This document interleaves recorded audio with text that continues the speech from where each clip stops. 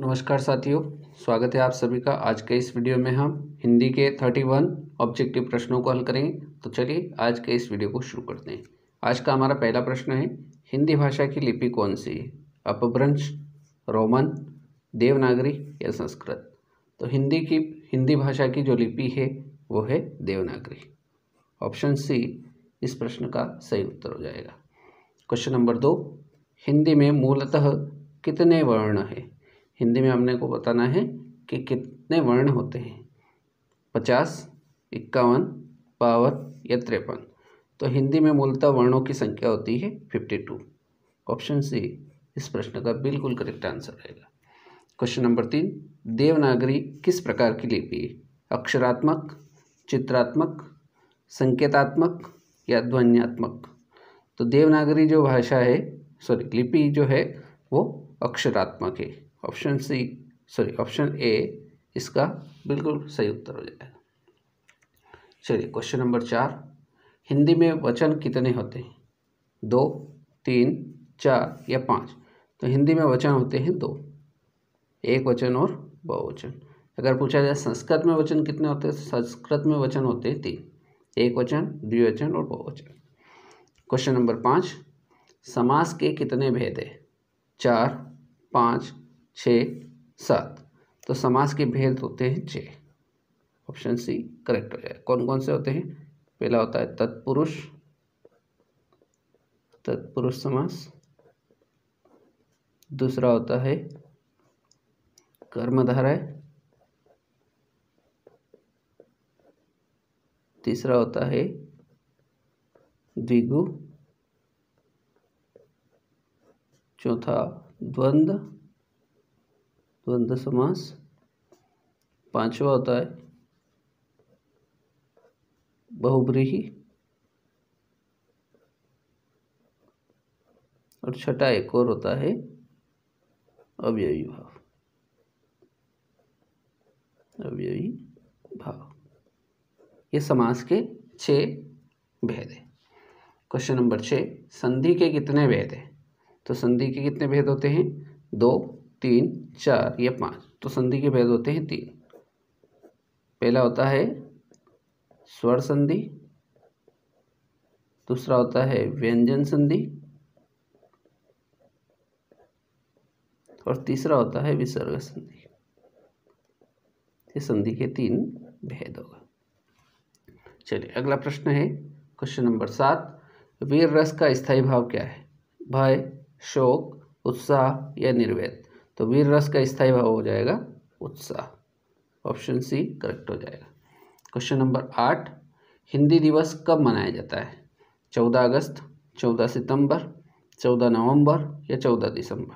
तो हिंदी दिवस जो मनाया जाता है वो मनाया जाता है 14 सितंबर को। ऑप्शन सी बिल्कुल करेक्ट आंसर हो जाएगा। प्रश्न क्रमांक 9, वर्तमान में लगभग कितने लोग हिंदी भाषा का प्रयोग कर रहे हैं? 20 करोड़, 50 करोड़, 25 करोड़ या 70 करोड़? तो वर्तमान में लगभग 70 करोड़ लोग हिंदी भाषा का उपयोग या प्रयोग कर रहे हैं। ऑप्शन डी करेक्ट हो जाएगा। किस भाषा को राष्ट्रभाषा कहते हैं? सरकारी कामकाज की भाषा, साहित्य सृजन की भाषा, बहुसंख्यक देशवासियों की भाषा या संविधान द्वारा स्वीकृत भाषा? तो संविधान द्वारा स्वीकृत भाषा को राष्ट्रभाषा कहा जाता है। ऑप्शन डी सही उत्तर हो जाएगा। क्वेश्चन नंबर 11, ज्ञ किन वर्णों के संयोग से बना है? तो ज्ञ जो बना हुआ है वो बना हुआ है ज, आधा ज प्लस न्य से। ऑप्शन बी करेक्ट हो जाएगा। क्वेश्चन नंबर 12, भाषा का कौन सा अर्थ सही है? तो भाषा का जो अर्थ सही है वो है सांकेतिक। ऑप्शन डी सही हो जाएगा। चलिए क्वेश्चन नंबर 13, उपसर्ग का प्रयोग किस स्थान पर होता है? तो उपसर्ग का प्रयोग कहाँ होता है? शब्द के आरंभ में। ऑप्शन ए करेक्ट हो जाएगा। और प्रत्यय का उपयोग कहाँ होता है? प्रत्यय का प्रयोग होता है शब्द के अंत में। हिंदी की उत्पत्ति किस शब्द से हुई है? तो हिंदी की उत्पत्ति या व्युत्पत्ति हुई है सिंधु से। ऑप्शन बी करेक्ट हो जाएगा। संविधान में हिंदी को कौन सा दर्जा प्राप्त है? आर्य भाषा, राष्ट्रभाषा, राजभाषा या इनमें से कोई नहीं। तो संविधान में हिंदी को राजभाषा का दर्जा प्राप्त है। ऑप्शन सी बिल्कुल करेक्ट आंसर हो जाएगा। नेक्स्ट क्वेश्चन है, दोपहर के पूर्व का समय क्या कहलाता है? प्रातःकाल, मध्याह्न, पूर्वाह्न या अपराह्न? तो दोपहर के पूर्व का समय कहलाता है पूर्वाह्न, जिसको अंग्रेजी में AM भी कहा जाता है। अगला है, निरोग में कौन सा उपसर्ग है? उपसर्ग कहाँ लगते हैं? शब्द के आगे। तो इस शब्द में उपसर्ग क्या हो जाएगा? नी हो जाएगा। ऑप्शन ए करेक्ट हो जाएगा। क्वेश्चन नंबर 18, पंचवटी में कौन सा समास है? पंचवटी, यहाँ संख्यात्मक आया है इसलिए समास हो जाएगा आपका द्विगु।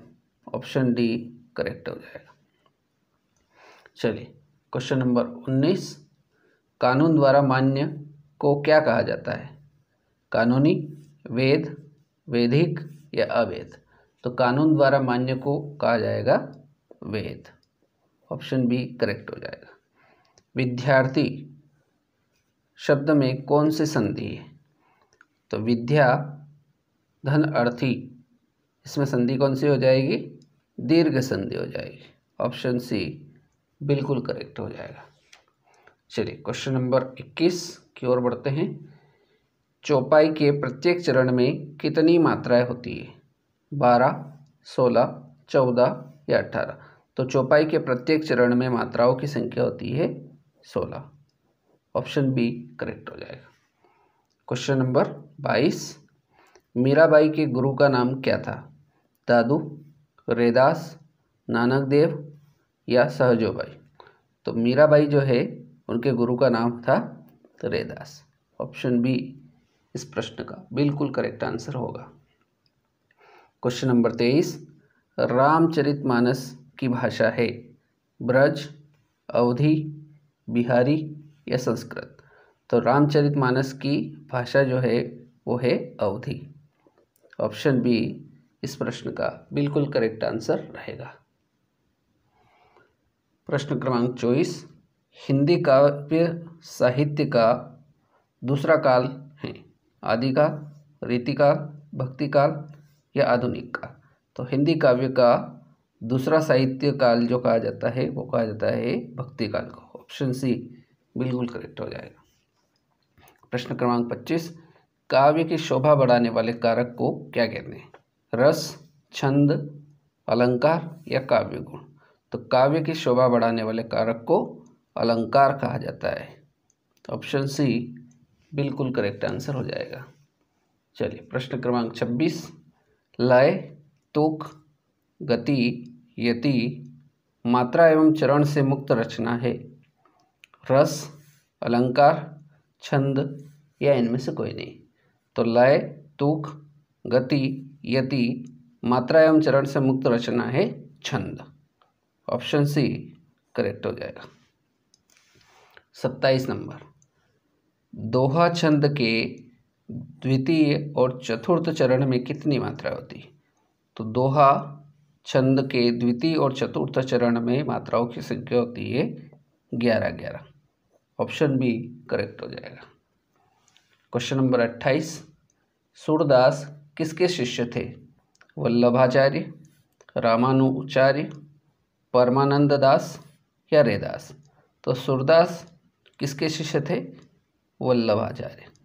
ऑप्शन ए करेक्ट हो जाएगा। 28 के बाद 29 पर चलते हैं। ईश्वर पर भरोसा रखने वाले को क्या कहा जाता है? ईश्वरीय, सेवक, आस्तिक या नास्तिक? तो जो ईश्वर पर भरोसा रखता है या भगवान पर भरोसा रखता है उसको कहा जाता है आस्तिक। ऑप्शन सी करेक्ट हो जाएगा। चलिए क्वेश्चन नंबर 30, चौपाई में कितनी मात्राएं होती है? तो चौपाई में मात्राओं की संख्या होती है 16। सी करेक्ट हो जाएगा। और आज का अंतिम प्रश्न 31 नंबर, देशभक्ति शब्द में समास है। तो देशभक्ति इसका विच्छेद करेंगे तो देश के लिए भक्ति अर्थात तत्पुरुष समास हो जाएगा। ऑप्शन बी बिल्कुल करेक्ट आंसर हो जाएगा। तो इस प्रकार से आज के इस वीडियो में हमने 31 ऑब्जेक्टिव प्रश्न देखे। उम्मीद करता हूँ समझ में आ गए होंगे। मिलते हैं नेक्स्ट वीडियो में। जय हिंद, जय भारत।